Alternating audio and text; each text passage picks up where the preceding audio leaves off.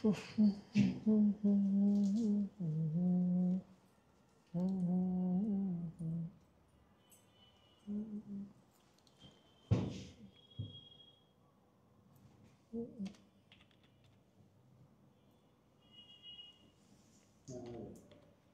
আচ্ছা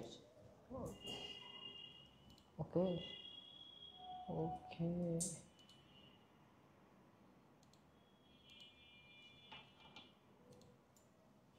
আসসালামু আলাইকুম। আপনারা একটু চলে আসছে। ওকে, আসসালামু আলাইকুম, সবাইকে স্বাগত আমাদের আজকের ক্লাসে। আমাকে একটুখানি জানাবা যে সাউন্ড ক্লিয়ার আছে কিনা, সবকিছু ঠিকঠাক কিনা। ওকে, সো সবাইকে স্বাগত আমাদের আজকের ক্লাসে। আজকে আমরা আলোচনা করব বাংলা সাহিত্যের একটা প্রবন্ধ নিয়ে, আর সেটা হচ্ছে সাহিত্যে খেলা। এই প্রবন্ধটা নিয়ে আমরা আমাদের আজকের ক্লাসে হচ্ছে আলোচনা করব। ওকে ওকে, সো সবকিছু ঠিকঠাক কিনা আমাকে একটু জানাও। আশা করি সবকিছু ঠিকঠাক। Very good.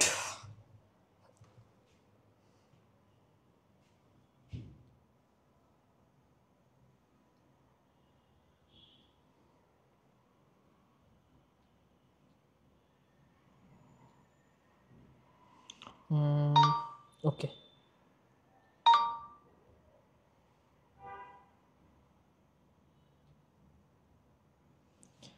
আচ্ছা, সবাই একটু জয়েন করে ফেলো। আমরা আস্তে আস্তে আমাদের ক্লাসের দিকে চলে যাই। তাহলে আমরা আজকে কিছু ভালো ভালো জিনিস নিয়ে আলোচনা করব। চমৎকার একটা প্রবন্ধ নিয়েও আজকে আমাদের আলোচনা হবে ইনশাআল্লাহ। ঠিক আছে,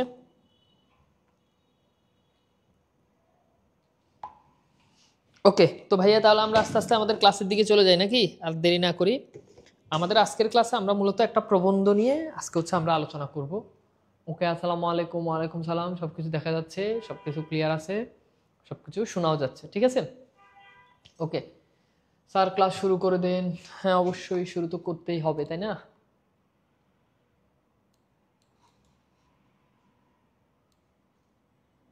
ওকে, তো অনেকে জয়েন করে ফেলেছো, ঠিক আছে। সবাই একটু জয়েন করে ফেলো আজকের ক্লাসে।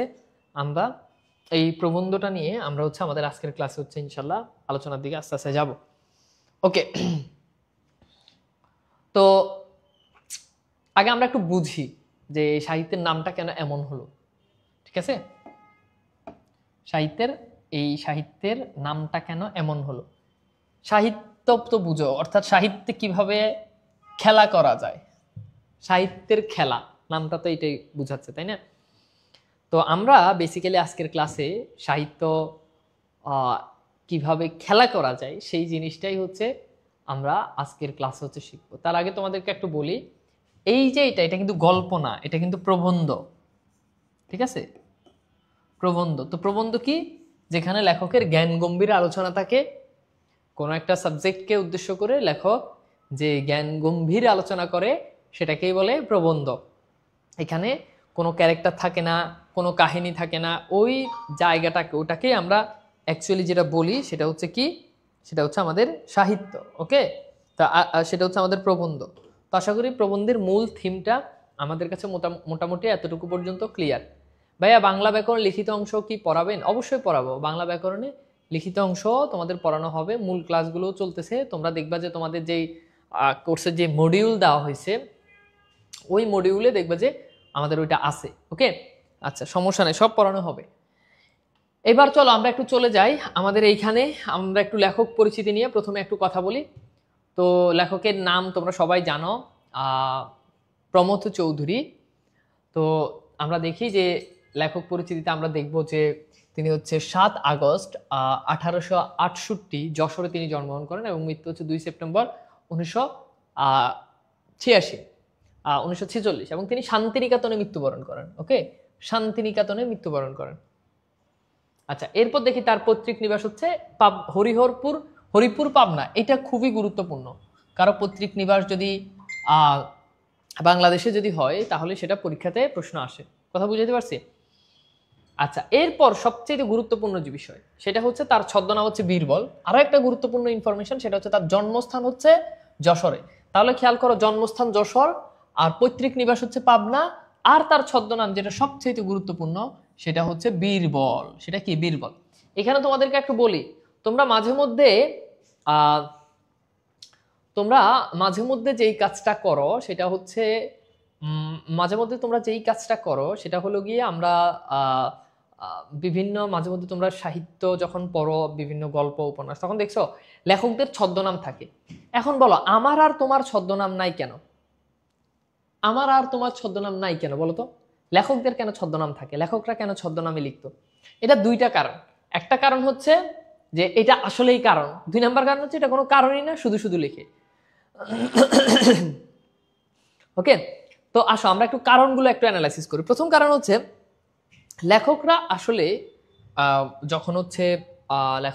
যখন সাহিত্য যখন পড়েন, যখন সাহিত্য যখন লিখেন, তখন কিছু বিষয় আছে যেমন পলিটিক্যাল, তখন ভারতবর্ষে ব্রিটিশদের নিয়ন্ত্রণে ছিল। এখন ব্রিটিশ বিরোধী কোনো লেখা যদি সেখানে নিজের নাম দিয়ে যদি লেখে, ব্রিটিশ বিরোধী কোনো লেখাতে যদি নিজের নাম যদি দেয়, তাহলে সেখানে কি দাঁড়ায়? ব্রিটিশ বিরোধী লেখকেতে নিজের নাম, ধরো আমি যদি এখন যে সরকারের বিরুদ্ধে যদি লিখি, তা আমি যদি দিই আমার নাম, হ্যাঁ আমার নাম তানভীর, ওকে, এই নামে যদি দিই, তাহলে কি হবে?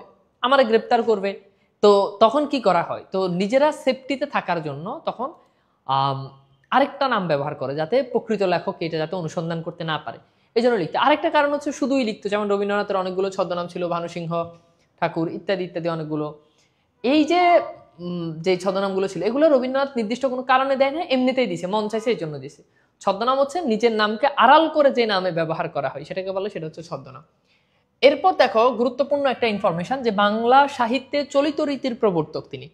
বাংলা সাহিত্যে চলিত রীতির প্রবর্তককে, এটা পরীক্ষাতে প্রশ্ন আসে। চলিত রীতি অর্থাৎ চলিত রীতি হচ্ছে আগেরকার দিনে সবকিছু কিন্তু সাধু রীতিতে লেখা হতো, খাইয়াছি, বলিয়াছি, করিয়াছি, যাইতেছিলাম, হ্যাঁ খাইয়াছিলাম, এই যে দেখো সাধু রীতি। এখান থেকে আমরা যখন করিয়াছিলাম না বলে করেছিলাম, হ্যাঁ বলিব না বলে বলবো বলি, হ্যাঁ খাইয়াছিলাম না বলে খেয়েছিলাম বলি।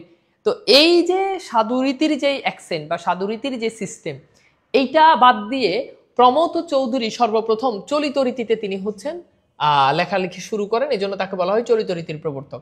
এবং গদ্য স্টাইলের নাম ছিল বীরবলি। তিনি যে গদ্য যে স্টাইলে তিনি গদ্য লিখতেন সেটার নাম হচ্ছে বীরবলি। ওকে, সেটার নাম কি? সেটার নাম হচ্ছে বীরবলি।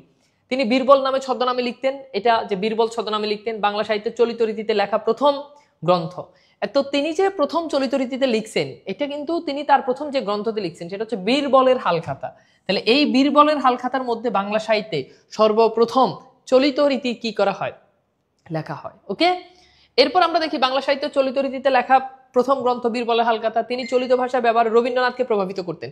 এটা খুবই গুরুত্বপূর্ণ। রবীন্দ্রনাথের মতো একজন প্রভাবশালী সাহিত্যিককে চলিত রীতিতে লেখার জন্য যিনি প্রভাবিত করতেন, তিনি হচ্ছেন প্রমথ চৌধুরী। প্রমথ চৌধুরী, বুঝছো? এখানে একটা কোশ্চেন পরীক্ষাতে প্রায় আসে যে চলিত রীতিতে রবীন্দ্রনাথের গুরুকে, স্বয়ং রবীন্দ্রনাথ ঠাকুরের গুরু হচ্ছে এই প্রমথ চৌধুরী। বুঝতে পারছো? আচ্ছা, তাহলে আশা করি এতটুকু পর্যন্ত মোটামুটি আমাদের জিনিসগুলো ক্লিয়ার। এরপরে আমরা যাই যে তার কাব্য স্টাইল ইতালীয় সনটের প্রবর্তক। তা বাংলা কাব্য সাহিত্যে তিনি ইতালীয় সনটের প্রবর্তক, এটা একটু মনে রাখবা। সনেট হচ্ছে সাধারণত 14 লাইন যুক্ত যেগুলো থাকে, এগুলো ইতালীয় যে সনেট, সেই সনেটের প্রবর্তন করেছেন বাংলা সাহিত্যে এই প্রমথ চৌধুরী।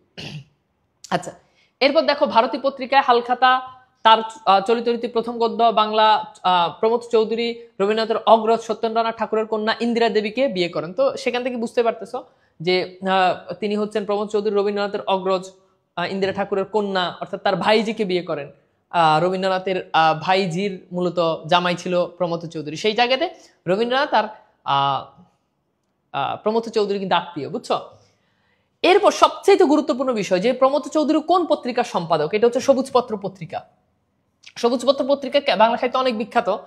সবুজপত্র পত্রিকার মধ্য দিয়েই আসলে বাংলা সাহিত্যে চলিত রীতির আসলে প্রবর্তন হয়েছে। বুঝতে পারছো? আচ্ছা, এবার আসো, এরপর দেখো তিনি হচ্ছেন বিলেত যান এবং ব্যারিস্টারি পাশ করেন। এখানে অনেক ইনফরমেশন আছে, আমরা এদিকে না যাই। তার সাহিত্য কর্মগুলো হচ্ছে এক নজরে তোমরা একটু পড়ে রাখবা। তার প্রবন্ধগুলোর ভিতরে রয়েছে তেল নুন লাকড়ি, এরপর রয়েছে বীরবলের হালখাতা, নানা কথা, আমাদের শিক্ষা, দুই আরি কথা, তারপর হচ্ছে বীরবলের টিপ্পনী, এরপর রয়েছে রায়তের কথা, নানা চর্চা, গড়ে বাইরে, প্রাচীন হিন্দুস্তান, বঙ্গ সাহিত্যের সংক্ষিপ্ত পরিচয়, তারপর হচ্ছে প্রাচীন বঙ্গ সাহিত্যের হিন্দু ও মুসলমান, এগুলা। আর তার কাব্যগ্রন্থের ভিতরে রয়েছে সনেট, পঞ্চশত, তারপর পদচরণ, এগুলো হচ্ছে কাব্যগ্রন্থ, মানে কাব্যগ্রন্থ বলতে কবিতার বই আর কি, সোজা কথা বললে। আর প্রবন্ধ তো বুঝোই, এই যে আমরা বললাম আজকে যে পড়লাম যে সাহিত্যে খেলা, এগুলো হচ্ছে কি প্রবন্ধ, যেখানে লেখক জ্ঞান গম্ভীর আলোচনা করে, সেটাই।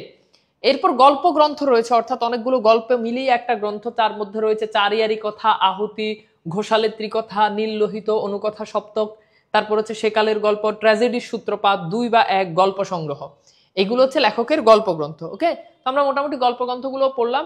এইবার আসো আমরা একটু সাহিত্যে খেলা যেটা, এটার আমরা একটু উৎসটা একটু পড়ার জন্য চেষ্টা করি, এটার একটু উৎসটা পড়ি। ওকে, তো প্রমথ চৌধুরী সাহিত্যে খেলা প্রবন্ধটি সর্বপ্রথম সংকলিত হয় সবুজ পত্র পত্রিকার শ্রাবণ 1322 বঙ্গাব্দ সংখ্যায়। তো এটা এখান থেকে আবার পরীক্ষাতে এটাও আসে যে প্রমথ চৌধুরী সাহিত্যে খেলা প্রবন্ধটি সর্বপ্রথম কোথায় প্রকাশিত হয়, কোন পত্রিকায় প্রকাশিত হয়। আপনাকে অনেক সুন্দর লাগছে, ধন্যবাদ। এত কিছু কি লাগবে? এত কিছু লাগবে না, কিন্তু আমি যে অনেক জানি এটা বোঝানোর জন্য আর কি এত কিছু বলতেছি। ওকে, এইবার আসে, এরপর দেখো আমরা দেখি যে তো কোন সংখ্যায় প্রকাশিত, এটা হচ্ছে শ্রাবণ সংখ্যায় প্রকাশিত হয়। ওকে, সাহিত্যে খেলা শ্রাবণ সংখ্যায় প্রকাশিত, অর্থাৎ শ্রাবণ মাসে সবুজ পত্র পত্রিকার যে যে সংখ্যাটা বের হয়েছে সেটাকে বলে। পরে তার প্রবন্ধ সংগ্রহ বইয়ে এটা সংকলিত হয়। ওকে, বুঝাইতে পারছি, কনসেপ্টটা ক্লিয়ার? এইবার আসো আমরা একটু মূল ভাবটা একটু পড়ি, যে এই যে প্রবন্ধটা আছে এটার মূল ভাবটা আসলে কি, এটার কনটেক্সটটা কি। এই প্রবন্ধে সাহিত্য চর্চার আদর্শ উদ্দেশ্য সম্পর্কে লেখকের মতামত, দৃষ্টিভঙ্গি সুস্পষ্ট পরিচয় ফুটে ওঠে। লেখাটি ঈষৎ, ঈষৎ মানে সামান্য, সংক্ষিপ্ত আকারে এখানে মুদ্রিত হয়েছে, অর্থাৎ তোমাদের বইতে কিন্তু পুরোটা নাই, একটু কম আছে। প্রমথ চৌধুরীর মতে সাহিত্যের উদ্দেশ্য হচ্ছে সকলের আনন্দ দান করা, কারো মনোরঞ্জন করা না, অর্থাৎ কাউকে মনোরঞ্জন করা, অর্থাৎ কাউকে খুশি করে দেওয়া, এটা সাহিত্যের উদ্দেশ্য না। আপনি কি টেস্ট পেপার লঞ্চ করবেন? বাবা যা আছে সব কোর্সে পড়াই দিব, বাংলাবাজ বই কিনবা শেষ, এত ভুজুং বাজুং কথা বলো কেন? এটা লাগবে ওইটা লাগবে, যেটা পড়াচ্ছি ওইটা পড়ো, ভং ভাং কথা বলে। খালি বাপমার টাকা খসানো, ওই বই ওই বই, টেস্ট পেপার বই, এই বই সে বই। বাপমার টাকা দিয়ে কোর্সে ভর্তি করেছে, ক্লাস কর, আমার চেহারা দেখলেই তো পাশ করবা। এবার আসো ভাইয়া আমার দিকে খেয়াল করো। তো কথা হচ্ছে আমাদের এই যে কারো মনোরঞ্জন করার জন্য না, অর্থাৎ লেখকের মতো সাহিত্যের উদ্দেশ্য হচ্ছে কি মনোরঞ্জন করা, কাউকে খুশি করে দেওয়া। তুমি আমার জন্য কবিতা লিখছো, প্রিয় তানভীর স্যার, আপনাকে না দেখলে রাতের ঘুম হারাম হয়ে যায়, আপনার ক্লাস না করলে গলা দিয়ে খাবার নামে না, এটা কিন্তু সাহিত্যের উদ্দেশ্য না। সাহিত্যের উদ্দেশ্য হচ্ছে এমন যে যেই সাহিত্য পড়ে সবাই কি পাবে, আনন্দ পাবে, সবাইকে আনন্দ দিতে হবে, এটা হচ্ছে সাহিত্যের উদ্দেশ্য। এখন বাংলা ক্লাস হচ্ছে, বাংলা প্রথম পত্র ক্লাস হচ্ছে সাহিত্য নিয়ে কথা। এখন সাহিত্যের উদ্দেশ্য কি, সেটা হচ্ছে আনন্দ দান করা। এটা বুঝতে হবে যে বাংলা ক্লাসে মজা হবে, মাস্তি হবে, আনন্দ হবে, খুবই সিম্পল। এটা ইংরেজি ক্লাস না, এটা biology, physics, chemistry, math class না যেটা বোরিং হবে, এটা বুঝতে হবে। ভাইয়া আপনার চোখ উপরে চলে গেছে, টেরা লাগতেছে না, এখানে একটা ব্যাপার আছে, ব্যাপারটা তোমাদেরকে একটু বলি। একটা মিনিট, আসসালামু আলাইকুম। ওয়ালাইকুম সালাম। ভাইয়া আমি তো ক্লাসে, একটু শেষ করে ব্যাক করি। হ্যালো ভাইয়া, আমি তো ক্লাসে, একটু শেষ করে ব্যাক করি। হ্যাঁ আমি তো ক্লাসে, একটু শেষ করে কল করব। আচ্ছা আচ্ছা আচ্ছা, ওকে ওকে, আমাকে জাস্ট 2টা মিনিট একটু সময় দাও, একটা ইম্পর্টেন্ট কল আসছে, আমি শেষ করছি। হ্যাঁ ভাইয়া দেন।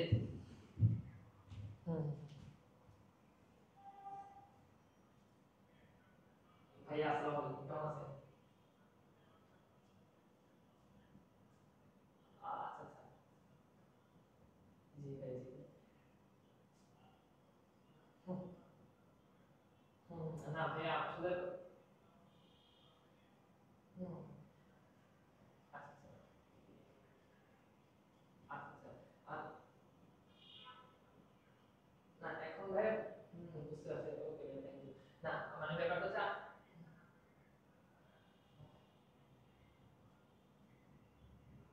হুম, হুম। না তার মানে এখানে যে আসলে আপনাদের ওই যে চট্টগ্রাম মহানগরের কথা বলছে, ওটা কি আসলে মানে ওরা কি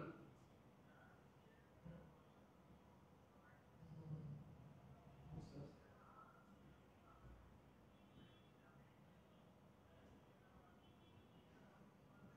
আচ্ছা তাহলে আমি একটু নাম্বারটা চাই, হ্যাঁ আমি নাম্বার চেয়ে দেখি। হুম, আচ্ছা ঠিক আছে।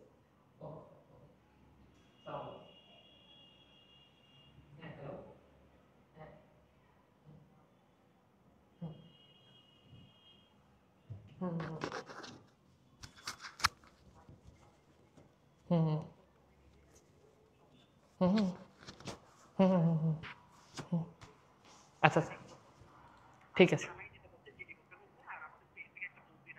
ওকে ওকে ওকে ওকে ওকে, ঠিক, ওকে। তো এইবার আসো আমরা একটুখানি যাই, আমরা একটুখানি যাই ক্লাসে, দুঃখিত। ওকে, যেখানে ছিলাম এই জায়গাটাতে ছিলাম যে সাহিত্যের উদ্দেশ্য হচ্ছে সবাইকে আনন্দ দেওয়া। সাহিত্য পড়বা, এটা আনন্দ নিয়ে পড়তে হবে, মজা করে পড়তে হবে, ভংছং করা যাবে না, সাহিত্য কখনো বোরিং হওয়া যাবে না। এরপর বলছে কারো মনোরঞ্জন করা না, যেমন আমরা দেখি যে সরকারকে তেল মেরে মেরে লেখা, লেখে না, সরকারকে তেল মেরে মেরে লেখা, সাহিত্য লিখতে একটা সময় বাংলাদেশে এটা অনেক চলতো, সামনেও হয়তো চলবে, স্পেসিফিক মানুষকে খুশি করার জন্য লেখা, লিখছে না, এটা এটা করা যাবে না। সমাজের মনোরঞ্জন করতে গেলে সাহিত্যে হয়ে পড়ে স্বধর্মচ্যুত। অর্থাৎ তুমি যদি সাহিত্য লিখতে গিয়েও যদি চিন্তা করো যে কাউকে খুশি করবা, যেমন প্রেমিকার জন্য প্রেমিক কি করে, কবিতা লিখে।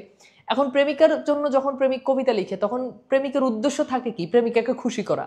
এই যে প্রেমিকাকে খুশি করার জন্য যখন লিখে, তখন আমাকে টেরা লাগতেছে, এটা হচ্ছে কেন আমি তোমাকে বলি ভাই, আমি টেরা না, মানে টেরা লাগতেছে হচ্ছে ক্যামেরাটা এইখানে, যে আমি কিন্তু এখন ক্যামেরার দিকে দাঁড়ায় আছি, তাকায় আছি, আমি কিন্তু আমার বাসা থেকে ক্লাস নিচ্ছি না, অন্য জায়গা থেকে ক্লাস নিই, থাপড়ামো আমার টেরা কইলে, আমি ক্যামেরার দিকে তাকায় আছি, কিন্তু ক্যামেরার দিকে না তাকে উপর দিকে তাকাইছি, কারণ উপরে হচ্ছে মনিটর, ওই মনিটরের দিকে তাকাইলে তোমাদের কমেন্টগুলো পড়ি, তো আমি যখন মনিটরের দিকে যখন তাকাই তখন তোমাদের কমেন্টগুলো দেখা যায়, উল্টাপাল্টা কথা কইবি না। এইবার আসো, তো বলছে সমাজের মনোরঞ্জন করতে গেলে সাহিত্য হয়ে পড়ে স্বধর্মচ্যুত। অর্থাৎ প্রেমিক যখন প্রেমিকার জন্য যখন লিখে, প্রেমিক যখন প্রেমিকার জন্য যখন কবিতা লিখে, তখন প্রেমিকের টার্গেট থাকে প্রেমিকাকে খুশি করার জন্য, তখন সাহিত্যর যে ধর্ম, সেই ধর্ম থেকে আসলে কি করে, ধর্মচ্যুত হয়ে পড়ে। অর্থাৎ সাহিত্য হবে সবার জন্য উন্মুক্ত, এখানে কাউকে স্পেসিফিক কাউকে খুশি করার উদ্দেশ্য থাকবে না। অন্যদিকে সাহিত্যের উদ্দেশ্য শিক্ষা দান করাও না। আর এই যে একটা গুরুত্বপূর্ণ লাইন বলছে যে সাহিত্যের উদ্দেশ্য শিক্ষা দান করাও না, এই যে আমরা যে বাংলা প্রথম পত্র পড়ি, অপরিচিতা পড়ি, বিলাসী পড়ি, এখান থেকে যে আহামরি তুমি অনেক কিছু শিখতে পারবা, ব্যাপারটা এরকম না। এটা সত্য কথা, এটা বললে এখন অনেকে বলবো যে ভাই এটা কেমন কথা, বাংলা প্রথম পত্র বই কি তার মানে শিক্ষা নাই, আছে, কিন্তু সাহিত্যের উদ্দেশ্য কিন্তু এটা না যে তোমার শিখাইবো, এটার উদ্দেশ্য কিন্তু তোমাকে আনন্দ দেওয়া। সুতরাং আমরা প্রথম পত্র ক্লাসে কিছু শিখবো না, আমরা মজা নিব, আমরা আনন্দ নিব, বুঝছো? এটা আমাদেরকে কবি বলছে, আমি কইছি না। এটা গিয়ে কলেজে স্যারে গিয়ে কইবা যে স্যার আপনি এমন করেন কেন, আপনি কিছু কিছু বাংলা স্যার চোখ এমনি পোলাবেন একটি ক্লাসে আয়ে পড়াইতেছে, গল্প স্যার পড়াইতেছে, স্যার বুঝছে, পোলাবেন কিছু হ্যাঁ স্যার বুঝছি, সেরা সেরা জোস জোস, জি স্যার সব বুঝছে, এটা না। তো স্যারকে বলবা যে স্যার এখানে কিন্তু লেখক কিন্তু বলছে, প্রমোদ চৌধুরী বলছে যে এটা শিক্ষাদানের উদ্দেশ্য না, শিখমু না, আনন্দ দেন, মজা দেন, লাইট থাইব স্যারদের। কারণ পাঠ্য বিষয় মানুষ পরে অনিচ্ছা এবং বাধ্য হয়ে, এই যে দেখা আবার পরের লাইনে বলছে, এটা কিন্তু মূল ভাব, মানে পুরো ইয়েটা সামারি করা হচ্ছে, এটা হচ্ছে অনিচ্ছা। পাঠ্য বইতে তোমার এই যে গদ্যগুলো দেয়, পদ্যগুলো দেয়, এটা তো তোমরা, এটা তোমার পাঠ্য বইতে না থাকলে জীবনে তুমি এটা পড়তা, অপরিচিতা, সোনাত্তরী, বিলাসী, বিদ্রোহী, এগুলো পড়তা, জীবনেও পড়তা না। পক্ষান্তরে সাহিত্য রস আস্বাদন করে মানুষ স্বেচ্ছায় আনন্দে। তো বলছে লেখক, বলছে সাহিত্য হচ্ছে সেটা যেটা নিজের ইচ্ছায় পড়তে হবে, যেটা বাধ্য করে না, যেটা পাঠ্য বইতে না। ওকে, এরপর বলছে তাছাড়া শিক্ষার উদ্দেশ্য জ্ঞানের বিষয় জানানো, পক্ষান্তরে সাহিত্যের উদ্দেশ্য মানুষের মনে সাড়া জাগানো। তাহলে দেখো শিক্ষার উদ্দেশ্য হচ্ছে কি, জ্ঞানের বিষয় জানানো। শিক্ষার উদ্দেশ্য হলো কি, শিক্ষার উদ্দেশ্য হচ্ছে জ্ঞানের বিষয় জানানো। আর পক্ষান্তরে সাহিত্যের উদ্দেশ্য কি, সাহিত্যের উদ্দেশ্য হচ্ছে মানুষের মনে সাড়া জাগানো। সাহিত্য হচ্ছে মানুষ যেটা পড়ে মনে সাড়া জাগবে সেটা, আর জ্ঞান হচ্ছে যেটা, শিক্ষা হচ্ছে যেটা জ্ঞানের জ্ঞানের জ্ঞানের বিষয় জানানো। দুইটা কিন্তু আলাদা জিনিস। লেখকের মতে সাহিত্যের সঙ্গে তুলনা চলে খেলাধুলা। দেখছো এই যে আমি যে বলি যে বাংলা খেলনা, লেখক কিন্তু আমার কথাই কিন্তু আরো বহু বছর আগে কিন্তু বলে দিছে যে সাহিত্যের সঙ্গে তুলনা চলে খেলাধুলা। তার মানে সাহিত্য পড়া আর খেলাধুলা করা দুইটা সেম। খেললে কি হয়, খুব মজা পায়, আনন্দ লাগে, ক্লান্তি চলে যায়, এনজয় করি খেলাধুলা। তো সাহিত্য হবে এরকম যেটা তোমাকে কি করে আনন্দ দিবে। সুতরাং আজকে থেকে আমরা পড়বো না, আমরা খেলবো। খেলাধুলা যেমন নিছক আনন্দই প্রধান, খেলাধুলার কিন্তু অন্য কোনো উদ্দেশ্য নাই।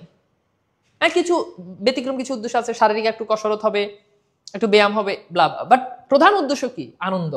সাহিত্যও তাই, অর্থাৎ সাহিত্যের প্রধান উদ্দেশ্য বা আনন্দ। খেলাধুলা যেমন আনন্দ ছাড়া অন্য কোনো উদ্দেশ্য নেই, সাহিত্যের উদ্দেশ্য তেমনি একমাত্র আনন্দ দান করা। অর্থাৎ সাহিত্য তোমাকে কি করবে? আনন্দ দিবে। এটা ছাড়া সাহিত্য পড়ে এমসিকিউ সিকিউ কমন পাবা, এইসব বন্ডামি বাদ দিতে হবে। ঠিক আছে, তার মানে আমরা এখন থেকে কমন পড়ার জন্য পড়বো না। ঠিক আছে, পরীক্ষায় ফেল করবো। কথা কিছু সঠিক কিছু ভুল, মানে কিছু সঠিক না বর্তমান প্রেক্ষাপটে। ঠিক আছে ভাইয়া, ইনবক্সে আসিও তুমি, তোমার সাথে কথা আছে আমার। এর নাম কি? রাহাত হোসাইন। ওরে ব্লক করো। কারে ইনবক্সে রাখে? ইনবক্সে কি? ইনবক্সে কি বাবা তোমার? ইনবক্সে কি? আমি তো বুঝি নাই। হ্যাঁ, এই যে এটা কে? এটারে ব্যান করে দিছি। ইনবক্সে রাখো কেন? ক্লাস হইতেছে এনে, ক্লাসে আবার ইনবক্স কি? Suspend member. 12 ঘন্টা, 24 ঘন্টা, 3 দিন। তোমরা বলো কয় দিনের জন্য করবো বলো তো? মানে পার্মানেন্ট ব্লক করলাম না। 28 দিন, 14 দিন, 7 দিন, 3 দিন, 24 ঘন্টা, 12 ঘন্টা, কয়দিন বলো? তোমরা বলো, তোমরা যেটা বলবো এটাই হবে। বলো ইনবক্সে ডাকা ডাকি এগুলো কোন ধরনের ফাইজলামি? আচ্ছা যাও, 3 দিনের জন্য করছি। ইয়েস। আচ্ছা এবার আসো। হ্যাঁ, ওর খেলা খতম।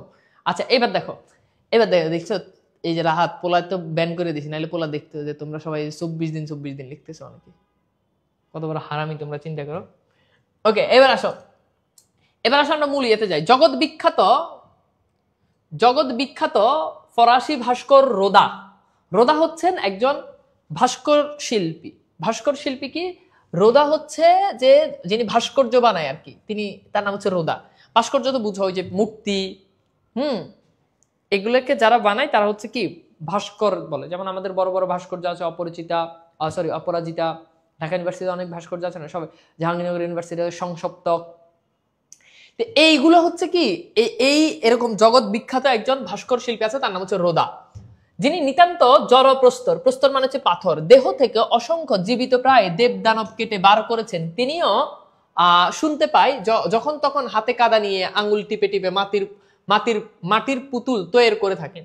অর্থাৎ এখানে রোদার কথা বলছেন। রোদা কি করেন? পাথর থেকে, অর্থাৎ জড়প্রস্তর পাথর, এই পাথর থেকে তিনি কি করেন? অসংখ্য জীবিত প্রায় দেবদানব কেটে বের করেছেন।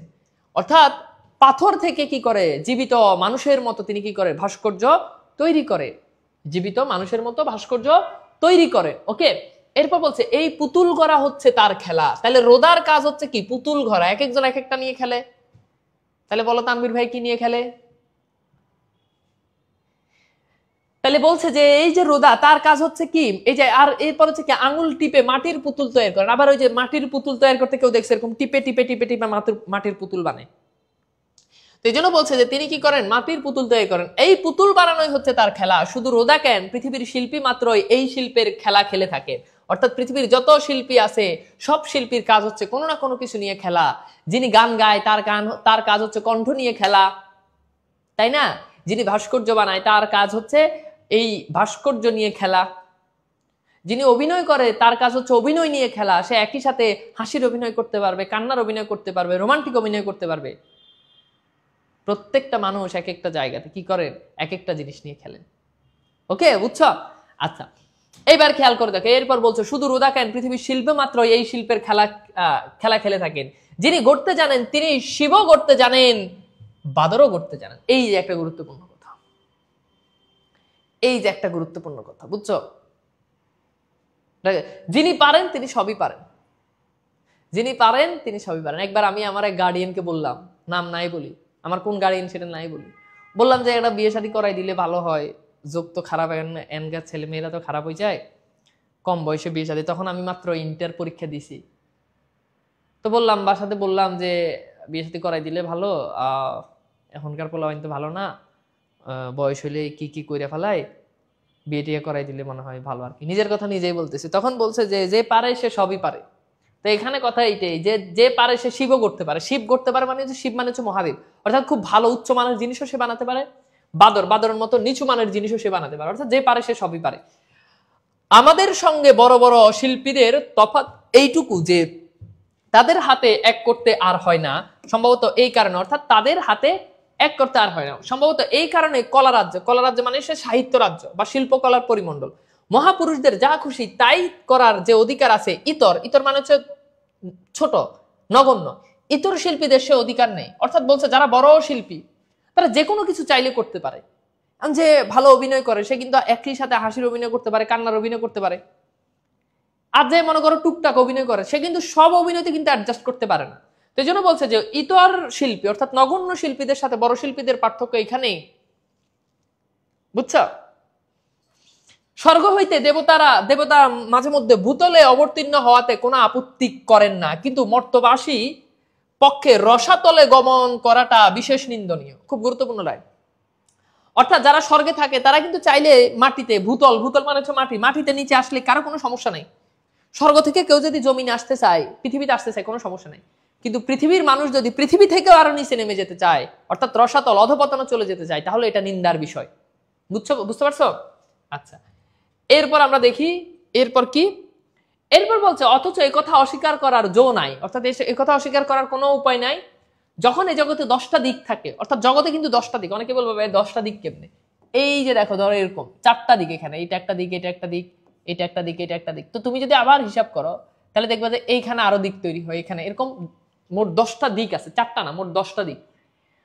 10টা দিক আছে, তখন সেই সব দিকে গতায়াত মানে হচ্ছে যাতায়াত করার প্রবৃত্তি মানুষের পক্ষে স্বাভাবিক। অর্থাৎ যখন চারদিকে যেদিকে মানুষ জায়গা পাবে, যে দিক 10টা দিক থাকলে মানুষ 10 দিকেই যাইতে চাইবে, এটা খুব স্বাভাবিক, এটা অস্বীকার করার কিছু নাই। ঠিক আছে, এরপর খেয়াল করে দেখো, এরপর বলছে মন উঁচুতে উঠতে চায়, নিচুতে নামতে চায়, বরং সত্য কথা বলতে গেলে সাধারণ লোকের মন স্বভাবতই যেখানে আছে তারই চারপাশে ঘুরে বেড়াতে চায়, উঠতে চায় না, ডুবতে চায় না। কিন্তু সাধারণ লোকের কি ধর্ম, কি নীতি, কি কাব্য, হ্যাঁ, সকল রাজ্যেরই অহরহ ঢানায় ভর দিয়ে থাকতেই পরামর্শ দেয়। একটু উঁচুতে না চড়লে আমরা দর্শক এবং শ্রোতমণ্ডলী মানে শ্রোতমণ্ডলীর নয়ন মন আকর্ষণ করিতে পারি না। অর্থাৎ একটু উঁচুতে উঠতে চায়, সবাই একটু উঁচুতে উঠতে চায়, কারণ একটু উঁচু না হলে সবার দৃষ্টি আকর্ষণ করা যায় না। সবাই যদি একটু উঁচুতে না ওঠে, আমরা কি করি? নিজের টাকা খরচ করে নিজে স্ট্যাটাস দিই। চাইলে আইফোন, আমার কিন্তু ক্ষমতা নাই 10,000 টাকার আইফোন চালানোরও পোলার ক্ষমতা নাই, কিন্তু পোলায় চুরি করে আইফোন কিনে 1 লাখ টাকা দিয়ে, 1.5 লাখ টাকা দিয়ে। কেন? কারণ সে নিজেকে উঁচুতে উঠাতে চায়। কারণ সে কি চায়? সে নিজেকে উঁচুতে উঠাতে চায়। এটাই হচ্ছে কথা। অর্থাৎ আমরা কি করি? সবাই নিজেকে উঁচুতে না উঠলে, আইফোন না চালালে তো সবাই মনোযোগ দিবে না। সাইকেল কেনার ক্ষমতা নাই, কিন্তু বাপরে কাবু করে হুন্ডা কিনে, কারণ হুন্ডা না কিনলে তো মায়ের অ্যাটেনশন পাওয়া যাবে না। তো কথা বুঝতে পারছো? এই জন্য বলছি বেনিতে মানে হচ্ছে বক্তব্য দেওয়ার যে মঞ্চ, বক্তব্য দেওয়ার যে জায়গাটা থাকে, উঁচু জায়গা, এটাকে বলছে বেনিতে না বসলে আমাদের উপদেশ কেউ মানে না, রঙ্গমঞ্চে না চললে আমাদের অভিনয় কেউ দেখেন না। তো বলছে আমরা যদি যে জায়গাতে, উঁচু জায়গাতে যদি না দাঁড়াই, আমরা যদি বক্তব্যের জায়গায় যদি না দাঁড়াই, তাহলে আমাদের বক্তব্য কেউ শুনবে না। আবার রঙ্গমঞ্চ, ওই যে যেখানে আগে যে মঞ্চ হতো না, এই মঞ্চে না দাঁড়ালে কেউ আমাদের অভিনয় দেখবে না। রাস্তায় দাঁড়ায় অভিনয় করলে তো কেউ সে অভিনয় দেখবে না। আর কাষ্ঠমঞ্চ হচ্ছে ওই যে কাঠের যে বক্তব্য দেয় যে ওটা আর কি, যেখানে দাঁড়ায় বক্তব্য দেয়, হ্যাঁ, মঞ্চ টাইপের আর কি, বা টাইপের যেখানে দাঁড়ায়। এই কাষ্ঠমঞ্চে না দাঁড়ালে আমাদের বক্তৃতা কেউ শুনে না। সুতরাং জনসাধারণের চোখের সম্মুখে থাকবার লোভ আমরা অগত্যা মানে অন্য উপায় না পেয়ে 24 ঘন্টা টঙে চড়তে চাই। টং মানে উঁচু, অর্থাৎ আমরা সবাই অ্যাটেনশন পাওয়ার জন্য কি করি? সব সময় উঁচুতে থাকতে চাই। সব সময় কি চাই? উঁচুতে থাকতে চাই। এরপর বলছে কিন্তু পারি না, কিন্তু আমরা সেটা পারি না। ঠিক আছে, ওকে। এরপর দেখো, অনেকের পক্ষে নিজের আয়ত্তের বহির্ভূত উচ্চস্থানে উঠবার চেষ্টায় মহাপতনের কারণ হয়। তোমরা কি নেকলেস পড়ছো? নেকলেস গল্পটা কি তোমরা পড়ছো?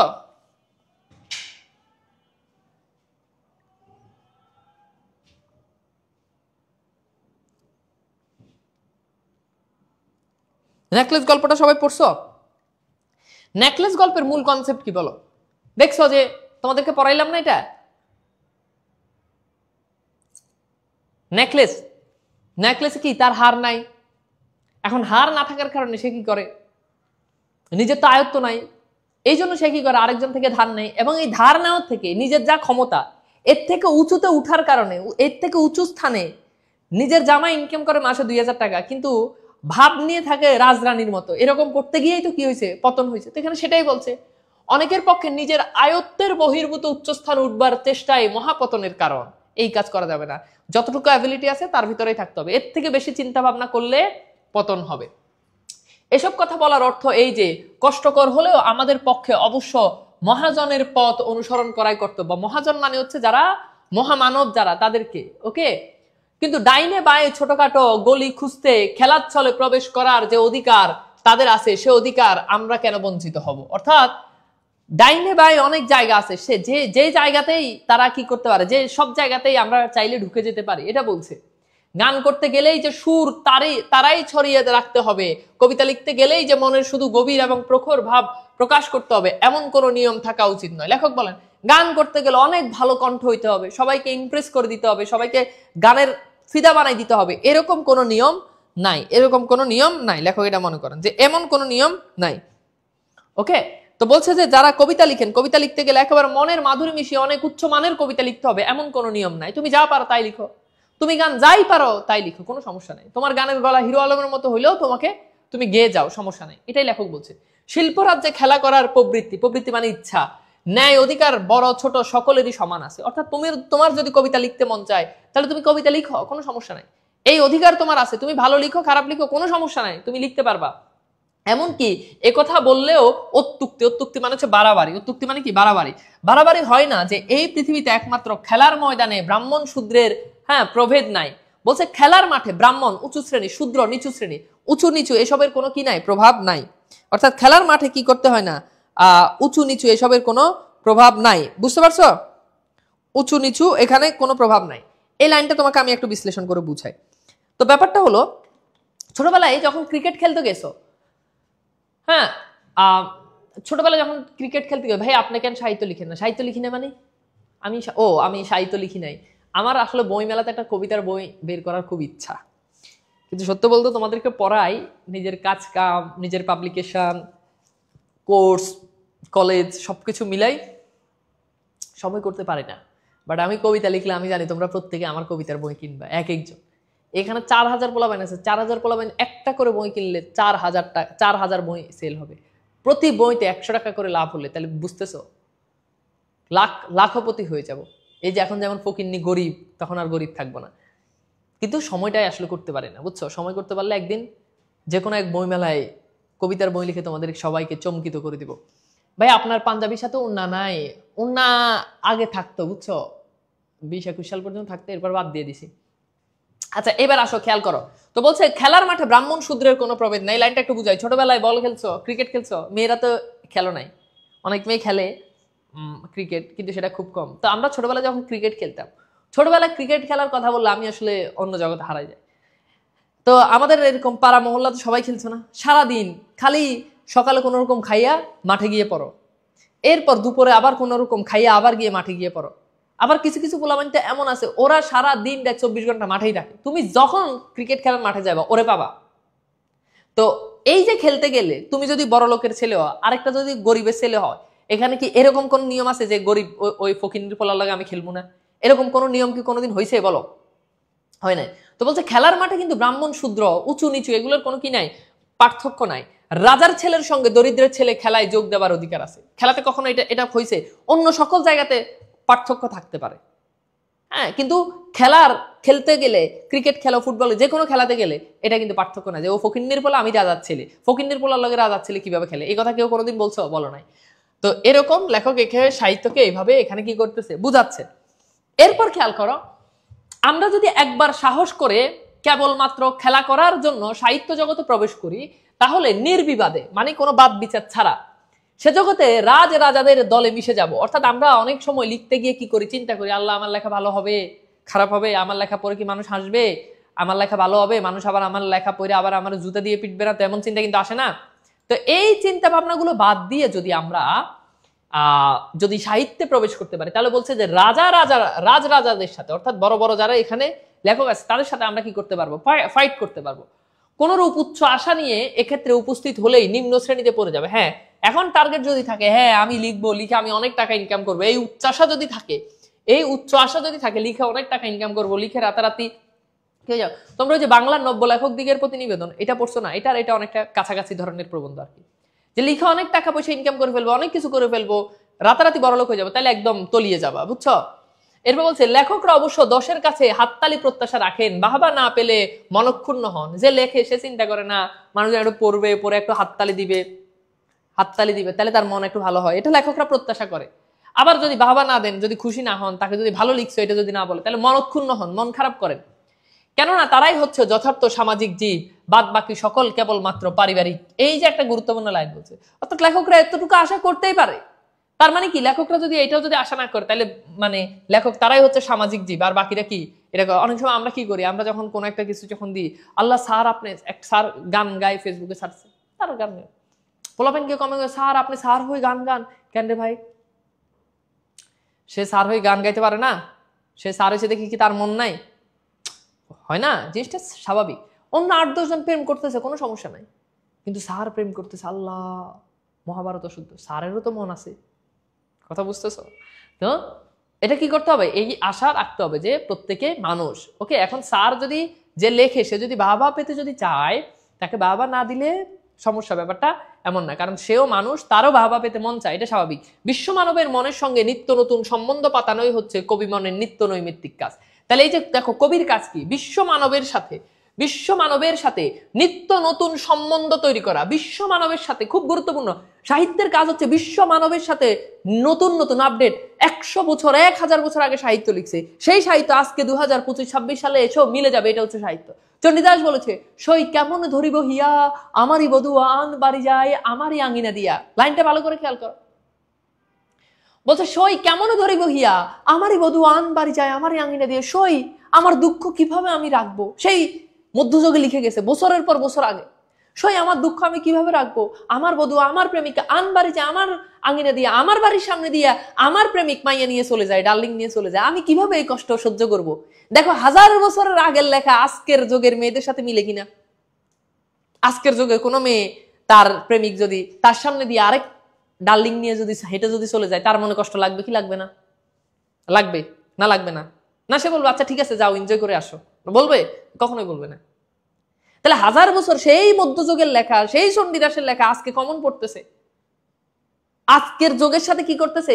মিলে যাচ্ছে, হুবহু মিলে যাচ্ছে। এটাই হচ্ছে সাহিত্যের কাজ, যে বিশ্ব মানবের সঙ্গে নিত্য নতুন সম্বন্ধ পাতানো। আজকে আমি লিখে যাব প্রেম কি, প্রেমের রস কি, আজকে আমি লিখে যাব ভালোবাসা কি, আজকে আমি লিখে যাব কিভাবে প্রেমিকাকে কেয়ার করতে হয়, কিভাবে ভালোবাসতে হয়। এটা 1000 বছর পরে গেল, আবার আমার এই লেখা পড়ে পড়ে পড়ে পড়ে পোলাপাইন প্রেম শিখবে, প্রেমিকাকে কিভাবে কি নিজের দিকে ধরে রাখতে হয়, কিভাবে ভালোবাসতে হয়, সেটা 1000 বছর পরে গেলেও সেটা মিলে যাবে। এটা হচ্ছে সাহিত্য।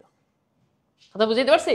এরপর বলছি, এমনকি কবির আপন মনের গোপন কথাটিও গীতি কবিতার রঙ্গভূমি স্বগুক্তি স্বরূপে উচ্চারিত হয়। আমি কিন্তু সব লাইন বাই লাইন বুঝাইতেছি, একদম প্রত্যেক লাইনের বাস্তবিক উদাহরণ দিয়ে দিয়ে বুঝাইতেছি। এমনি কোনো কেউ বুঝাইবো না, আমি তোমার এটা বলি।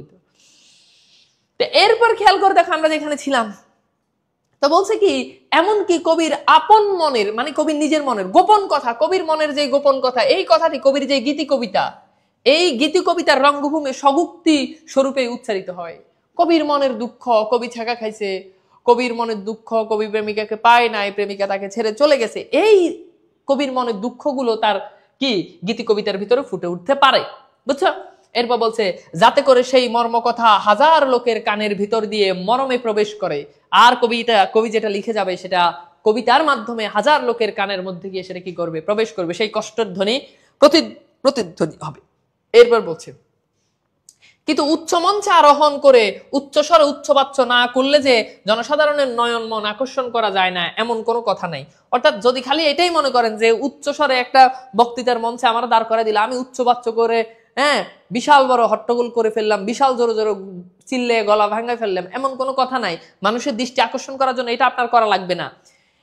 এরপর বলছে, সাহিত্য জগতে যারে খেলা করবার বৃত্তি আছে, সাহস আছে, ক্ষমতা আছে, মানুষের নয়ন মন আকর্ষণ করার সুযোগ বিশেষ করে তাদের কপালেই ঘটে। অর্থাৎ যাদের মধ্যে সেই ক্ষমতা আছে, যারা মানুষের মন জয় করতে পারে, তারাই একমাত্র পারবে, যাদের মধ্যে সাহস আছে তারাই পারবে, বাকিরা এটা পারবে না। এরপর খেয়াল করে দেখো, আমরা একটু দেখি,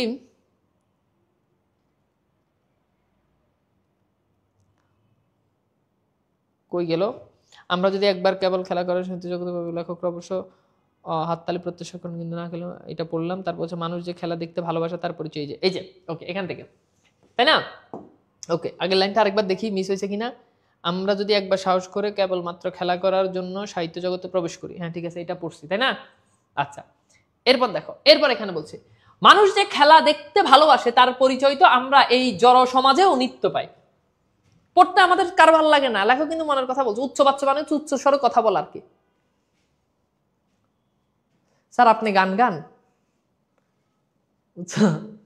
তো ভাগ্যিস বলছে গান গান। আবার মাঝে মধ্যে অনেকে এরকম লিখে, বাংলিশ লিখে, তো ভাইয়া আপনি কি গান, এমনি লিখে, দাঁড়াও, ভাইয়া আপনি কি গান জানেন, ভাইয়া আপনি কি গান জানেন, বুঝছো? ওকে, তো এইবার আসলে আমরা যেখানে ছিলাম, তো বলছে মানুষ যে খেলা দেখতে ভালোবাসে তার পরিচয় তো আমরা এই জড়সমাজেও পাই। মানুষকে পড়তে কিন্তু ভালো লাগে না। আজকে আমি এখানে একটা খেলার মাঠে, আজকে আমি গিয়ে রাস্তার পাশে দাঁড়ায় বলবো যে আসো সবাই আমি পড়াবো, কেউ কিন্তু পড়তে আসবে না। কিন্তু আমি একটা বল নিয়ে আর একটা ব্যাট নিয়ে নাচানাচি করি, দেখবে যে 2-3 জন এসে ভাই আমার বলটা দিন, ভাই আমার ব্যাটটা দিন, আমি 2টা ব্যাট মারি। তো খেলা সবার পছন্দ। টাউন হল হচ্ছে কলকাতার একটা বিখ্যাত স্থান। টাউন হলে বক্তৃতা শুনতে বা কজন যায়, আর গড়ের মাঠে ফুটবল খেলা দেখতেই বা কজন যায়। অর্থাৎ টাউন হলে খুব গুরুত্বপূর্ণ বক্তৃতা হয়, গুরুত্বপূর্ণ মিটিং মিছিল হয়, অনেক কিছু হয়। মানে গুরুত্বপূর্ণ টাউন হলে কি হয়, বক্তৃতা হয়। সেই যে টাউন হলে বক্তৃতা, ওখানে কিন্তু কোনো মানুষ নাই, কিন্তু এই টাউন হলের পাশে একটা খেলার মাঠ আছে। এই খেলার মাঠে মানুষের অভাব হয় না। অথচ এই কথা সত্য যে টাউন হলের বক্তৃতার উদ্দেশ্য অতি মহৎ, আর গড়ের খেলার মাঠের খেলোয়াড়দের ছুটাছুটি, দৌড়াদৌড়ি, আগাগোড়া অর্থশূন্য এবং উদ্দেশ্যবিহীন। অর্থাৎ টাউন হলে যে বক্তৃতা হয় এটা দেশ এবং জাতির উদ্দেশ্যে হয়, আর আমাদের যে ওই খেলার মাঠে যে দৌড়াদৌড়ি, এটার কোনো অর্থ নাই। তারপরও খেলার মাঠে মানুষ ভরপুর। আসল কথা এই যে মানুষের দেহ মনে সকল প্রকার ক্রিয়ার মধ্যে ক্রিয়া শ্রেষ্ঠ। অর্থাৎ মানুষের দেহ মনে যত প্রকার ক্রিয়া আছে, যত প্রকার কাজ আছে, তার মধ্যে ক্রিয়া, এই ক্রিয়া মানে হচ্ছে খেলা, খেলাটাই শ্রেষ্ঠ। কেননা তা উদ্দেশ্যহীন। মানুষের যখন খেলা করে তখন সে এক আনন্দ ব্যতীত অপর কোনো ফলের আকাঙ্ক্ষা রাখে না। এই যে মানুষ জুয়া খেলে, আমরা যে ক্রিকেট খেলতাম 5 টাকা দিয়ে, তখনকার সময় 5 টাকা 2 টাকা দিয়ে বাজি লাগতাম। 5 টাকা, আমি জানি যে যেই ম্যাচ আমার যেই টিম, আমি বা আবার ছোটবেলায় এটাও খেলতাম যে আমার এক বলে 3টা 4 লো, আমার এক বলে 10 রান লো, আমার এক বলে 3টা 4 লো, 2টা 4 লো, এরকম। তা আমি জানি যে ওই যার লয় খেলতেছি হেমাইরা দিব। তারপরও আমি 5 টাকা, তখন তো 5 টাকা মানে কি এখনকার যুগে 5 লাখ টাকার সমান। আমি জানি যে 5 টাকা আমি হাইরে যাবো, ওই 4টা বল, ও 4টা 4 মারবো, তাহলে তারপরও আমি খেলি। আমি জানি আমি টাকা হারাবো, তারপরও খেলি। কেন? কারণটা হচ্ছে আনন্দ। আমি টাকা দিয়েও আনন্দ। এই যে জুয়া খেলে মানুষ জানে হয় সে লাভ করবে, নাহলে সে লস করবে, লস হওয়ার পসিবিলিটি অনেক বেশি, তারপরে সে খেলে। এটা আনন্দের জন্য, আর কিছু না। এরপর খেয়াল করে দেখো, এরপর বলছে যে খেলার ভিতর আনন্দ নেই সে উপরি পাওনা আশা আছে, তার নাম খেলা নয় জুয়া খেলা। অর্থাৎ খেলার ভিতরে যদি টাকাই উদ্দেশ্য হয় তাহলে সেটা খেলা হবে না, সেটা হয়ে যাবে জুয়া খেলা। এবং যেহেতু খেলার আনন্দ নিরর্থক অর্থাৎ অর্থগত নয়, সে কারণে কারো নিজস্ব হতে পারে না। এই আনন্দ সকলেরই অধিকার সমান। বুঝতে পারছো? আচ্ছা, এরপর আসে আমরা একটু দেখি। এরপর বলছে সুতরাং সাহিত্যে খেলা করবার অধিকার যে আমাদের আছে, শুধু তাই নয়, স্বার্থ এবং পরার্থ এই দুয়ের যোগপথ মানে একই কাল সাধনের জন্য মনোজগতের খেলা করাই হচ্ছে আমাদের পক্ষে সর্বপ্রধান কর্তব্য। যে লেখক সাহিত্য ক্ষেত্রে ফলের চাষে ব্রতী হন, অর্থাৎ যে লেখক সাহিত্য ক্ষেত্রে ফলের চাষ করতে চান, অর্থাৎ ভালো কিছু যিনি করতে চান, যিনি কোনরূপ কার্য উদ্ধারের অভিপ্রায়ে লেখনী ধারণ করেন, তিনি গীতের মর্মও বুঝেন না, গীতার ধর্মও বুঝেন না। অর্থাৎ যার উদ্দেশ্য তাকে যে লিখে টাকা ইনকাম করবো, ওই লোক সে আসলে মানে কোনো কিছুই বুঝে না। সে আসলে লেখা, সে যে গীতের মর্মও বুঝে না, গীতার ধর্মও বুঝে না। মানে ওই যে বলে না, বুঝে না, সে যেটা বুঝে না ওইটাই বুঝে না, সে যে কি বুঝে না সে ওইটাই বুঝে না, এই অবস্থা আর কি। তো এরপর বলছে কেননা খেলা হচ্ছে জীব জগতে একমাত্র নিষ্কর্ম কর্ম। অর্থাৎ জীব জগতের মধ্যে খেলা যেটা, এটা হচ্ছে একমাত্র নিষ্কাম কর্ম, যেখানে এটা আসলে কোনো মানে এটা আসলে কোনো কাজ না, এরকম একটা কাজ। তো এরপর বলছে অতএব মোক্ষম লাভ মানে হচ্ছে কি আত্মার মুক্তি অর্জন। অতএব মোক্ষম লাভ একমাত্র উপায়। স্বয়ং ভগবান বলেছেন যদিচ তার কোনোই অভাব নেই, তবুও তিনি এই বিশ্ব সৃজন করেছেন। ভগবান যেটা করেছেন বা স্রষ্টা যেটা করেছেন, স্রষ্টা পৃথিবী সৃষ্টি করেছেন, পৃথিবী সৃষ্টি করে তার অনেক কিছু লাভ হয়ে গেছে, ব্যাপারটা এরকম না। তারপরেও তিনি কি করছেন, তিনি এটা পৃথিবী তিনি সৃষ্টি করছেন, মানুষ তিনি সৃষ্টি করছেন, অর্থাৎ সৃষ্টি তার লীলা মাত্র। কবির সৃষ্টিও এই বিশ্ব সৃষ্টির অনুরূপ। সে সৃজনের মূলে কোনো অভাব দূর করার অভিপ্রায় নেই। সে সৃষ্টির মূল অন্তরার স্ফূর্তি, স্ফূর্তি মানে হচ্ছে আনন্দ, এবং তার ফুল আনন্দ। ওকে ওকে, এরপর দেখো, এক কথায় সাহিত্য সৃষ্টি জীবাত্মার লীলা মাত্র। জীবাত্মা মানে হচ্ছে মানুষ। অতএব সাহিত্য যে আমরা যে সৃষ্টি করি, এই সাহিত্য সৃষ্টির মূল উদ্দেশ্য হচ্ছে কি, যে প্রাণীদেহের আত্মা মানে জীবাত্মা, এই প্রাণীদেহের কাজ হচ্ছে এটা। সে লীলা বিশ্বলীলার অন্তর্ভুক্ত, কেননা জীবাত্মা পরমাত্মার অঙ্গ এবং অংশ, অর্থাৎ জীবাত্মা হচ্ছে পরমাত্মার অঙ্গ বা অংশ। জীবাত্মা মানে কি মানুষ, পরমাত্মা মানে হচ্ছে ঈশ্বর। তো বলছে জীবাত্মা মানে হচ্ছে মানুষ, পরমাত্মা মানে হচ্ছে ঈশ্বর বা স্রষ্টা। সাহিত্যের উদ্দেশ্য সকলের আনন্দ দেওয়া, কারো মনোরঞ্জন করা না। এ দুয়ের ভেতর যে আকাশ পাতাল প্রভেদ আছে, সেটি ভুলে গেলে লেখক নিজেই খেলা না করে পরের জন্য খেলনা তৈরি করে বসেন। অর্থাৎ সাহিত্য মানে সবাইকে আনন্দ দেওয়া, এটা বুঝতে হবে। সাহিত্যের আসল উদ্দেশ্য না জানলে সে আসলে অন্যকে টার্গেট করে। আমার যদি টার্গেট হয় যে আমি অমুককে লিখে খুশি করব, তাহলে এটা আমি তার জন্য একটা খেলনা বানালাম, এটা আসলে কখনোই কি হবে না, এটা কখনোই সাহিত্য হবে না। ওকে, এরপর বলছে সমাজের মনোরঞ্জন করতে গেলে সাহিত্যে যে সদর্মচ্যুত হয়ে পড়ে তার প্রমাণ বাংলাদেশে আজ দুর্লভ নয়। অর্থাৎ আমাদের দেশে এই যে সাহিত্যের যে আসল উদ্দেশ্য, সেই উদ্দেশ্য না জানলে সাহিত্য যে আসলে হয় না, এটা আমাদের বাংলাদেশে পাওয়া যায়। কাব্যের ঝুমঝুমি বিজ্ঞানের চুষিকাঠি, অর্থাৎ কাব্যের ঝুমঝুমি, এত পরিমাণ কাব্য এখানে দেখা যায়। বিজ্ঞানের চুষিকাঠি অর্থাৎ চোষার, বিজ্ঞানের চুষিকাঠি অর্থাৎ শিশুদের যে চোষার যে কাঠি, ললিপপ, এটা আর কি। দর্শনের বেলুন, রাজনীতির রাঙার লাঠি, ইতিহাসের নেকড়ার পুতুল, নীতির টিনের ভেপু এবং ধর্মের জয় জয়কার, এসব জিনিসে সাহিত্যের বাজার ছেয়ে গেছে। অর্থাৎ এখনকার আমাদের যে সাহিত্য, এখানে অনেক কাব্য পাওয়া যায়, অনেক বিজ্ঞানের মানে অনেক সায়েন্স ফিকশন আমরা পড়ি না, বিজ্ঞানে দর্শন অনেক কিছু পাওয়া যায়, অনেক, এটা ঝুমঝুমিয়ে, কাজের বেলায় কিছুই নাই। সাহিত্য রাজ্যে খেলনা পেয়ে পাঠকের মনতুষ্টি হতে পারে, কিন্তু গড়ে লেখকের মনতুষ্টি হতে পারে না, কারণ পাঠক সমাজ যে খেলনা আজ আদর করে, কাল সেটি ভেঙে ফেলে। অর্থাৎ আমরা এখন যেটা তৈরি করি, আমরা কোনো জিনিস লেখার আগে চিন্তা করি যে এটা মার্কেটে চলবে কিনা। এই যে আমি যদি আজকে যদি এই ইতিহাস নিয়ে লিখি, ইতিহাস মানুষ পড়ে না, প্রেমের কবিতা সবাই পড়ে, তখন যেটা হয় আমি আসলে মানুষের জন্য খেলনা তৈরি করি, আমি আসলে খেলনা তৈরি করি, আর কিছু না। সেই প্রাচ্য হোক আর প্রশ্চাতি হোক, কাশি হোক আর জার্মানি হোক, দুদিন ধরে তা কারো মনোরঞ্জন করতে পারে না। অর্থাৎ আমরা যদি সেটা যদি লিখি, লেখার পর আমি যদি সাহিত্য না লিখি, আমি যদি অন্যকে টার্গেট করে লিখি, কোনটা মার্কেটে চলবে, কোনটা মানুষ কিনবে, কোনটা লিখলে আমার টাকা ইনকাম হবে, তাহলে আমি অন্যদের জন্য খেলনা তৈরি করি। যেমন বাচ্চারা কি করে, 2 দিন খেলে খেলনার লাথি মেরে ফেলে দেয়, তখন তাদের অবস্থা হবে এরকম। এরপর বলছে আমি জানি যে পাঠক সমাজে আনন্দ নিতে গেলে তারই প্রায়শই বেদনা বোধ করে থাকেন, কিন্তু এতে ভয় পাওয়ার কিছু নেই, কেননা কাব্য জগতে যার নাম আনন্দ তারই নাম বেদনা। অর্থাৎ কাব্যে যেটাই আনন্দ, সেটাকেই লেখক বলছেন যে কি, সেটাই হচ্ছে বেদনা। এরপর বলছে অপর পক্ষে যুগে পাঠক হচ্ছেন জনসাধারণ, সুতরাং তার মনোরঞ্জন করতে হলে আমাদের অতি সস্তা খেলনা গড়তে হবে। অর্থাৎ এখনকার মানুষ ভালো জিনিস পছন্দ করে না, ওই যে খেলনা টাইপ যেটা, এরকম জিনিসই তাকে বানাতে হবে, নইলে তা বাজারে কাটবে না, অর্থাৎ সেটা বাজারে আর চলবে না। এবং সস্তা করার অর্থ খোলা করে, অর্থাৎ সস্তা করার অর্থ কি, খেলো করা, এটাই বলতেছে যে গুরুত্বহীন হয়ে পড়। বৈশ্য হচ্ছে প্রাচীন আর্য সমাজের চতুর্বর্ণের 3য় স্তর, যারা কৃষিকাজ এবং ব্যবসা বাণিজ্য করতো। এখানে আর্য মূলত একটা জাত।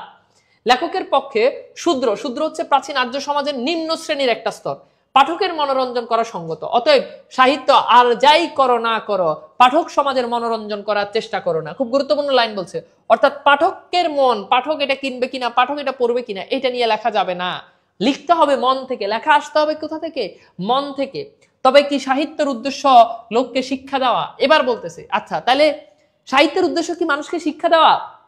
অবশ্যই নয়। তাহলে সাহিত্যের উদ্দেশ্য শিক্ষা দেওয়া নয়, কেননা কবির মতিগতি শিক্ষকের মতিগতি সম্পূর্ণ বিপরীত। এই যে তোমরা এখন যে লেখা পড়ো, এটা লেখা পড়ো, এই যে রবীন্দ্রনাথের লেখা পড়ো, রবীন্দ্রনাথের লেখার সাথে একজন শিক্ষকের মন কখনোই মিলবে না, সেটাই বলছে, সম্পূর্ণ বিপরীত।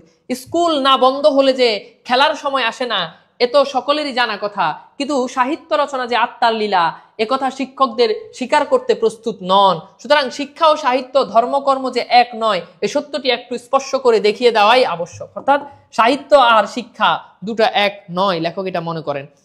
এরপর বলছে প্রথমত শিক্ষা হচ্ছে সেই বস্তু যা লোকে নিতান্তই অনিচ্ছা সত্ত্বে গলদকরণ মানে হচ্ছে গলা দিয়ে খেয়ে ফেলা, গিলে ফেলা, গলা দিয়ে কি গিলে ফেলা। করতে বাধ্য হয়, অর্থাৎ শিক্ষা মানুষ জোর করে করে। অপরপক্ষে কাব্যরস লোকে শুধু স্বেচ্ছায় নয় সনানন্দে পান করে, কেননা শাস্ত্রমতে যে রস অমৃত। অর্থাৎ শিক্ষা হচ্ছে সেটা যেটা জোর করে পড়ানো হয়, আর সাহিত্য হচ্ছে সেটা যেটা নিজের ইচ্ছায় মানুষ অর্জন করে। দ্বিতীয়ত শিক্ষার উদ্দেশ্য হচ্ছে মানুষের মনে বিশ্বের খবর জানানো, সাহিত্যের উদ্দেশ্য মানুষের মনকে জাগানো। অর্থাৎ শিক্ষার উদ্দেশ্য হচ্ছে মানুষের মনের মধ্যে সব কি করা, বিশ্বের খবরাখবর জানানো। সাহিত্যের উদ্দেশ্য হচ্ছে মানুষের মনকে জানানো। কাব্য যে সংবাদপত্র নয় একথা সকলেই জানেন, অর্থাৎ কাব্য তো সংবাদপত্র না যে আপনি কাব্য পড়ে অনেক কিছু জানতে পারবেন, হ্যাঁ বিশ্বের সকল খবরাখবর পাবেন এমন না। তৃতীয়ত অপরের মনের অভাব পূর্ণ করার উদ্দেশ্যই শিক্ষার হস্তে শিক্ষা জন্ম লাভ করেছে। কিন্তু কবির যে নিজের মনের পূর্ণতা হতেই সাহিত্যের উৎপত্তি। অর্থাৎ শিক্ষা আলাদা জিনিস, সাহিত্য কবি কবির মতো করে লিখে, সুতরাং দুটো আলাদা জিনিস। সাহিত্যের উদ্দেশ্য যে আনন্দ করা, শিক্ষা দান করা নয়, তাহলে সাহিত্যের উদ্দেশ্য কি? আনন্দ দান করা, শিক্ষা অর্জন করা না। একটি উদাহরণের সাহায্যে তার অকাট্য প্রমাণ দেওয়া যেতে পারে। বাল্মীকি হচ্ছে আদি কবি, যিনি রামায়ণ লিখেছেন, রামায়ণের রচয়িতা। বাল্মীকি আদিতে মুনি ঋষিদের জন্য রামায়ণ রচনা করেছিলেন, জনগণের জন্য না। অর্থাৎ বাল্মীকি মুনি ঋষি যারা তাদের জন্য মূলত তার যে রামায়ণ সেটা লিখছেন, জনগণ আম পাবলিকের জন্য না, আমাদের জন্য না। একথা বলা বাহুল্য যে বড় বড় মুনি ঋষিদের কিঞ্চিত শিক্ষা দেওয়া তার উদ্দেশ্য ছিল না। অর্থাৎ এটা তিনি মুনি ঋষি যারা তাদেরকে শিক্ষা দেওয়ার জন্য লেখেন নাই, তিনি তাদের জন্য লিখছেন, কিন্তু তার বই পড়ে তারা শিখবে এই উদ্দেশ্যে তিনি লেখেন নাই। অর্থাৎ লেখক এখানে এটা বোঝাতে চাচ্ছেন যে সাহিত্যের উদ্দেশ্য এটা না যে সাহিত্য পড়ে সবাই কি পাবে, শিক্ষা লাভ করবে। কিন্তু রামায়ণ শ্রবণ করে মহর্ষিরাও যে কতদূর আনন্দ আত্মহারা হয়েছিলেন তার প্রমাণ তারা কুশীলব হচ্ছে একজন অভিনেতা, কুশীলব তারা যথা সর্বস্ব, এমনকি কপিল হ্যাঁ পর্যন্ত পেলা মানে হচ্ছে পাঁচালী কীর্তন, আর কি পাঁচালী কীর্তন টাইপের গান দিয়েছিলেন।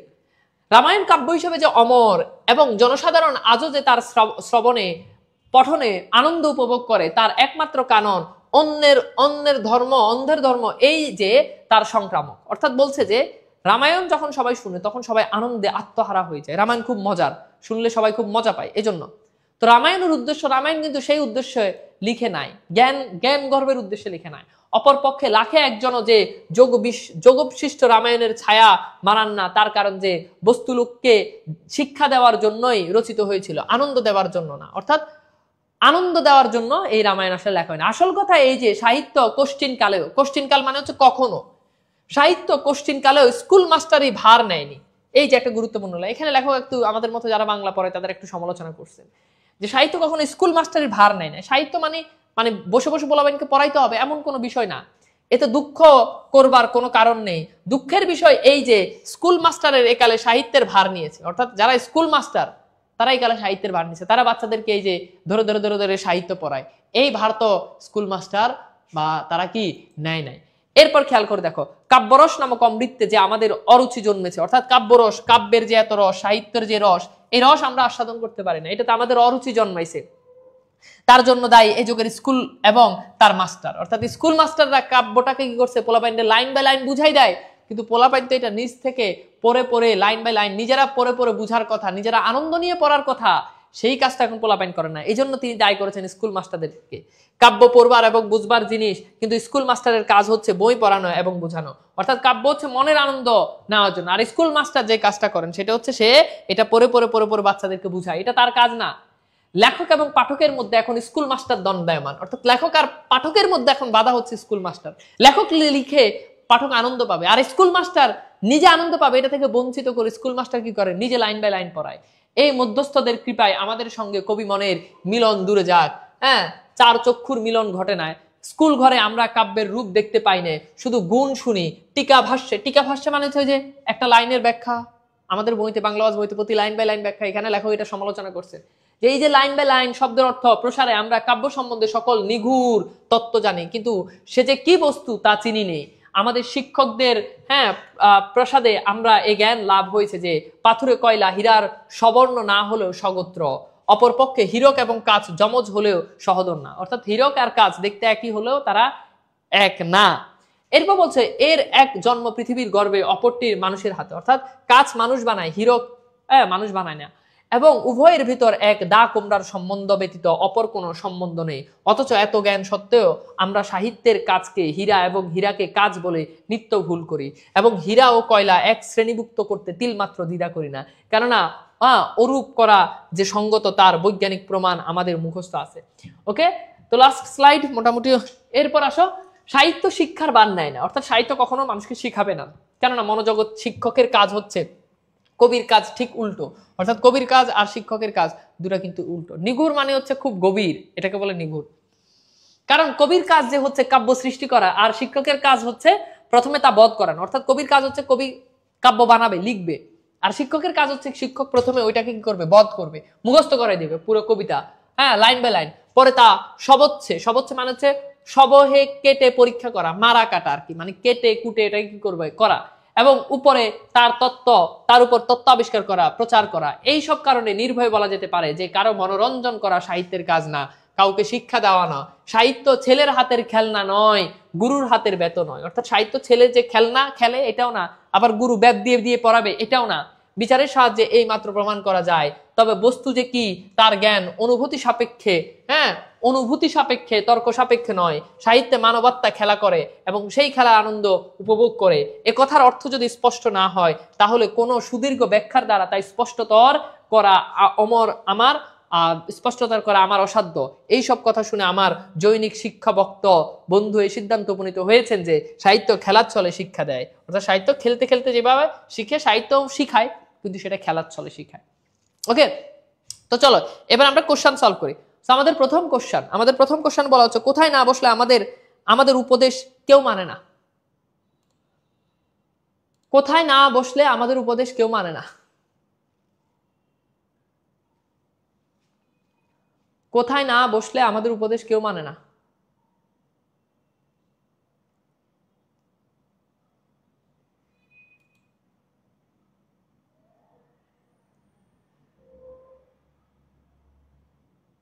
বলো, কোশ্চেন সলভ করো।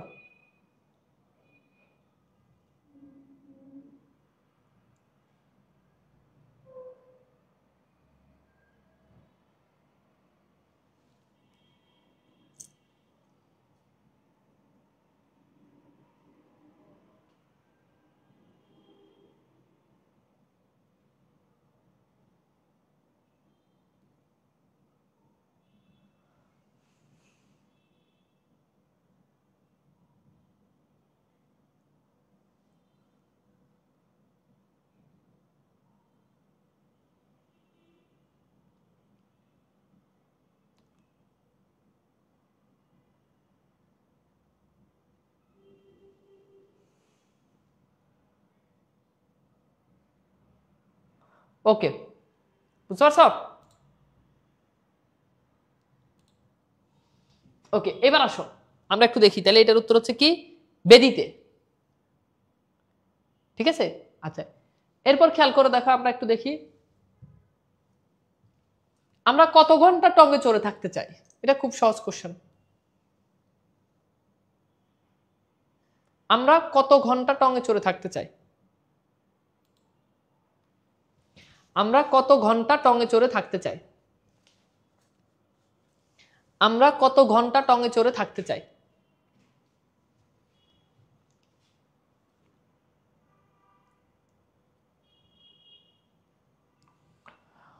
তাহলে এটার উত্তর কি হবে বলো তো? এটার উত্তর কি হবে? উত্তর হচ্ছে 24 ঘন্টা। উত্তর কি হবে? 24 ঘন্টা। ওকে, এরপর খেয়াল করো, অনেকের পক্ষে নিজের আয়ত্তের বহির্ভূত উচ্চস্থান উঠবার চেষ্টা কিসের কারণ? অনেকের পক্ষে নিজের আয়ত্তের বহির্ভূত উচ্চস্থান উঠবার চেষ্টায় কিসের কারণ বলো? তাহলে উত্তর কি হবে বলো তো? উত্তর হচ্ছে মহাপতনের কারণ, তাই না? সিম্পল। ওকে, এবার আসলে আমরা একটু দেখি যে কাদের পথ অনুসরণ করা আমাদের কর্তব্য। কাদের পথ অনুসরণ করা আমাদের কর্তব্য বলো? উত্তর হচ্ছে মহাজনদের পথ। এরপর বলছে সাহিত্যের মধ্যে সাহিত্যিকের কি প্রকাশ পায়? সাহিত্যের মধ্যে সাহিত্যিকের কি প্রকাশ পায়? সাহিত্যের মধ্যে সাহিত্যিকের কি প্রকাশ পায়? সাহিত্যের মধ্যে সাহিত্যিকের কি প্রকাশ পায়? মনের আনন্দ, মনের কষ্ট, মনের ক্ষোভ। তো বুঝতে পারতেছো এটা হচ্ছে কি মনের আনন্দ। আচ্ছা, এরপর বলছে যে এই পৃথিবীতে একমাত্র কোথায় ব্রাহ্মণ শূদ্রের প্রভেদ নাই, পার্থক্য নাই? বলো, এই পৃথিবীতে একমাত্র কোথায় ব্রাহ্মণ শূদ্রের প্রভেদ নাই? উত্তর কি হবে? উত্তর হচ্ছে কি খেলার ময়দানে। লেখকরাও অবশ্য দশের কাছে হাততালি প্রত্যাশা রাখেন। এখানে হাততালি অর্থ কি? নিজেকে প্রকাশ করা, প্রেরণা লাভ করা, স্বীকৃতি লাভ করা, নিজেকে তো বুঝতে পারতেছে উত্তর হচ্ছে কি স্বীকৃতি লাভ করা। ঠিক আছে, তো এখানে প্রেরণা লাভ স্বীকৃতি লাভ দুটাই হয়, কিন্তু স্বীকৃতি লাভটাই বেশি রাইট। বাহবা না পেলে লেখকরা কি করেন? বাহবা না পেলে লেখকরা কি করেন? বাহবা না পেলে লেখকরা লেখা বন্ধ করেন, মনক্ষুণ্ণ হন, হতাশাগ্রস্ত হন, রেগে যান। তো উত্তর কি? উত্তর হচ্ছে কি মনক্ষুণ্ণ হন। সাহিত্যে খেলা প্রবন্ধে কোন মাঠের কথা বলা হয়েছে? গড়ের মাঠ, খড়ের মাঠ। এটা হচ্ছে কি বলছে? ওই যে টাউন হলে গড়ের মাঠ, মানে টাউন হলের পাশে যে মাঠ ওটাকে বলছে গড়ের মাঠ। জীবজগতে একমাত্র নিষ্কাম কর্ম কি? শিক্ষা, চাকরি, খেলা, অর্থ উপার্জন। জীবজগতে একমাত্র নিষ্কাম কর্ম কি? শিক্ষা, চাকরি, খেলা। নিষ্কাম মানে যেটা কোনো কাজই না, উত্তর হচ্ছে খেলা। আনন্দ ও মনোরঞ্জন একই জিনিস, এক কথা নয়। পরে তো বুঝতে পারতেছো এক কথা না, আনন্দ আর মনোরঞ্জন কখনো এক কথা না। সাহিত্যের উদ্দেশ্য নয় কোনটি? সকলকে আনন্দ দেওয়া, সকলকে মনোরঞ্জন করা। হ্যাঁ, এটা সাহিত্যের উদ্দেশ্য না। সকলকে মনোরঞ্জন করা এটা সাহিত্যের উদ্দেশ্য না। ওকে, সো আজকের ক্লাসটা কেমন লেগেছে একটু জানাও। আশা করি আজকের ক্লাসটা ভালো লেগেছে তোমাদের কাছে। সো হোপফুলি আজকের ক্লাসটা তোমাদের কাছে ভালো লেগেছে। কেমন লেগেছে একটু কমেন্ট সেকশনে জানিয়ে দাও। তাহলে আমরা আমাদের ক্লাস আজকের মতো মোটামুটি শেষ করছি। এটার পিডিএফ তোমাদেরকে দিয়ে দেওয়া হবে, সমস্যা নাই। তাহলে সবাই ভালো থাকো, সুন্দর সুস্থ থাকো। আল্লাহ হাফেজ।